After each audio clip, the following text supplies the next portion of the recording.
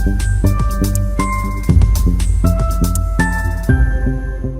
Friends, welcome to यज्ञ investment academy. आज हम देखेंगे कि स्टील सेक्टर में चाइना इंडिया की हेल्प कर रहा है, वो भी ग्रो होने में। ऐसा क्यों?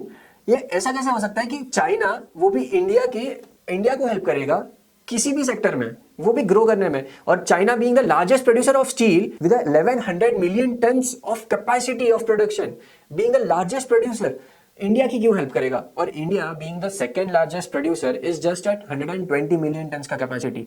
तो आप ये समझ सकते हो कि जो हमारा कैपेसिटी ऑफ प्रोडक्शन ही है वो 1/10 ही है चाइना के टोटल प्रोडक्शन कैपेसिटी पे। तो इंडिया को हेल्प कैसे करेगा वो? तो यही हम देखेंगे आज इस वीडियो में। कभी भी स्टील इंडस्ट्री है वो पुल होता है कभी भी इंफ्रास्ट्रक्चर डेवलपमेंट के हिसाब से। जब इंफ्रास्ट्रक्चर डेवलपमेंट ज्यादा होता है तो स्टील का प्रोडक्शन ज्यादा होगा, क्योंकि इंफ्रास्ट्रक्चर डेवलपमेंट तो स्टील और सीमेंट, ये बेसिक दो आइटम्स लगेंगे, राइट? तो उसकी वजह से जब भी इंफ्रास्ट्रक्चर डेवलपमेंट ज्यादा रहता है तो स्टील का डिमांड बढ़ जाता है। तो चाइना में जो रियल एस्टेट क्राइसिस हुए थे अभी, उसकी वजह से जो स्टील इंडस्ट्री का डिमांड था वो कहीं पे बहुत ज्यादा गिर गया। जब डिमांड गिरता है तो क्या होता है कि प्राइजेस जो ग्लोबल मार्केट्स में या फिर चाइना के डोमेस्टिक मार्केट्स में है वो कहीं पे उनकी इम्पैक्ट हो जाती है। अब आगे जाते वक्त हम ये देखेंगे कि चाइना का रियल एस्टेट मार्केट इतना बड़ा कैसे है कि वो इंडियन स्टील इंडस्ट्री को बूस्ट कर रहा है। So let us understand data points को देखते हुए कि एग्जैक्टली यहाँ पे वो हो क्या रहा है। So first point, real estate index. अब जब रियल एस्टेट क्राइसिस होगा तो जो स्टॉक्स है वो करेक्ट हो जाएंगे, जो भी एलिमेंट्स है वो इंडेक्स के वो करेक्ट हो जाएंगे। तो यहाँ पे आपको दिखेगा MSCI China real estate index versus MSCI का China index. So China overall as a country उसका एक इंडेक्स MSCI ने बनाया है और रियल एस्टेट का अलग से बनाया है। तो you can see the drastic fall जो आपको इंडेक्स में दिखाई दे रहा है यहाँ पे, वो अराउंड 20 to 30% मिनिमम फॉल है लास्ट 2 years में। उसके बाद इसके रिपल इफेक्ट क्या होता है? इसका रिपल इफेक्ट होता है कि steel industry, cement industry, infrastructure से रिलेटेड सभी इंडस्ट्रीज को बहुत ज्यादा इंपैक्ट होता है। तो सिमिलरली यहाँ पे स्टील इंडस्ट्री को इंपैक्ट हुआ है। तो आगे जाने के पहले हम ये पॉइंट देखेंगे कि स्टील का प्रोडक्शन कैसे इंपैक्ट हुआ है। तो स्टील का प्रोडक्शन जनवरी 2022 जुलाई 2022 में ये ऐसा था। आप ये देख पाओगे कि every major economy has reduced its production of steel in this period relative to the same period in the previous year of FY 2021. But India का जो प्रोडक्शन है वो 8% से बढ़ चुका है। अब ये किसी के भी मन में सवाल आएगा कि जब पूरे ग्लोबल इकोनॉमीज का जो प्रोडक्शन है वो कट डाउन कर दिया है तो why is India increasing its production? India is increasing its production because वो ज्यादा एक्सपोर्ट कर रहा है।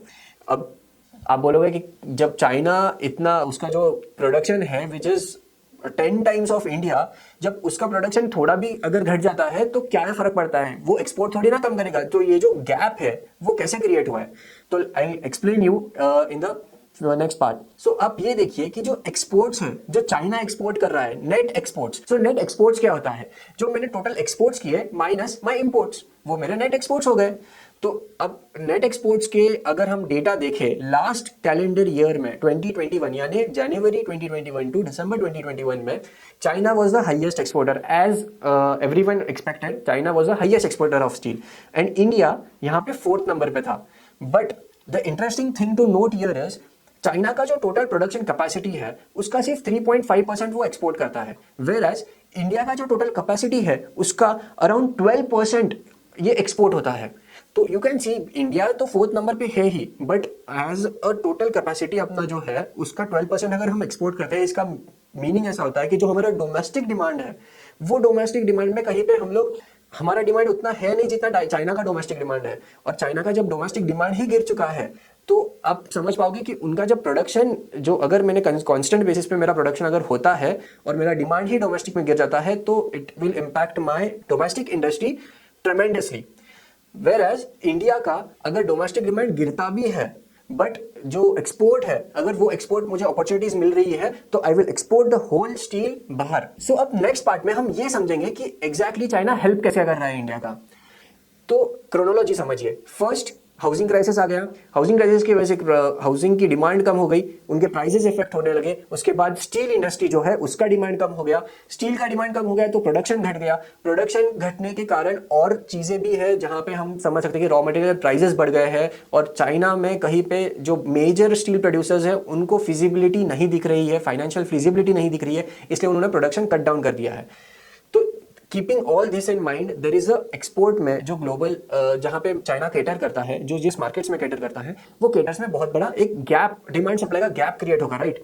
किसी को तो ये गैप फील करना पड़ेगा, और India is the second largest producer of steel, plus यहाँ पे JSW स्टील, टाटा स्टील, अपना steel authority India limited, plus JSPL यानी जिंदाल स्टील। तो ये जो 4 एक्सपोर्टर्स है उन्होंने कैपेक्स ऑलरेडी अनाउंस कर दिया है, यानी वो लोग अपनी कैपेसिटी बढ़ा रहे हैं to cater the global markets.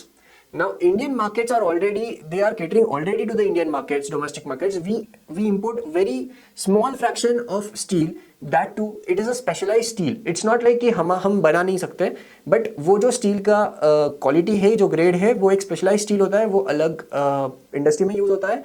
But यहाँ से मेजॉरिटी ऑफ स्टील प्रोड्यूसिंग जो भी प्रोडक्शन जो भी होगा वो अभी एक्सपोर्ट किया जाएगा।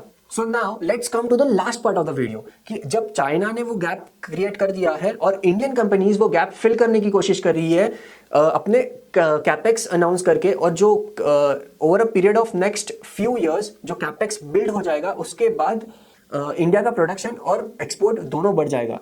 Now what is stopping these companies from exporting right now, क्योंकि गैप तो अभी क्रिएट हुआ है। सो ऐसा क्या हो रहा है जो अभी ये कंपनी एक्सपोर्ट नहीं कर पा रही है? तो गवर्नमेंट ने ना डोमेस्टिक स्टील प्राइसेस बहुत बढ़ रहे थे, because every company was exporting, every company यानी every major company was trying to export its steel in the global markets to cater this demand and earn more profits. उसकी वजह से क्या हुआ कि डोमेस्टिक इंडियन डिमांड में जो steel आ रहा था मार्केट में, वहां पे वो प्राइसेस बढ़ गई, क्योंकि स्केर्सिटी हो गई। अभी स्केर्सिटी हो गई, डिमांड भी बढ़ गई है, तो वो कंट्रोल करने के लिए गवर्नमेंट ने एक्सपोर्ट ड्यूटी लगा दी। एक्सपोर्ट ड्यूटी लगाने की वजह से जो ग्लोबल कॉम्पिटिटिवनेस था, प्राइसिंग कॉम्पिटिटिवनेस, वो गिर गया, और कहीं पे अपना एक्सपोर्ट बहुत गिर गया। एक बार एक्सपोर्ट गिरने पे पूरा स्टील जो भी प्रोड्यूस होता है वो डोमेस्टिक मार्केट्स में आ जाता है। डोमेस्टिक मार्केट्स में आपको आपकी वापस डिमांड सप्लाई पूरा मैच हो जाता है, और फिर प्राइसेस कहीं पे करेक्ट होना शुरू कर देती है। रिसेंटली ऐसी न्यूज़ सामने आ रही है अभी कि वापस steel ministry has given a thought to this export duties which have been levied, एंड वो अभी निकालना है उनको। तो यानी इससे क्या होगा, जब एक्सपोर्ट का ड्यूटी निकाल दिया जाएगा, वापस कम्पिटिटिव प्राइसिंग आएगी और वापस इंडिया का स्टील वापस एक्सपोर्ट होगा। नाउ डज दिस मीन कि Indian steel industry is going to go in an upcycle?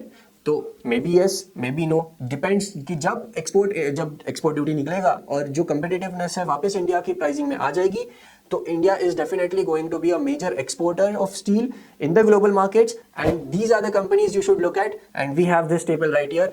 ROCE 5 years का सेल्स कैगर क्या है आप पूरा देख सकते हो यहाँ पे, और वो लोग उनकी कैपेसिटी क्या है और वो एक्सपोर्ट कितना करते हैं। So looking at this table you can always consider कि आपको किस इंडस्ट्री में, आपको स्टील इंडस्ट्री में कौन सी कंपनी पे आपको फोकस करना है और कहाँ पे आप इन्वेस्टिंग अपॉर्चुनिटी आपको मिल सकती है।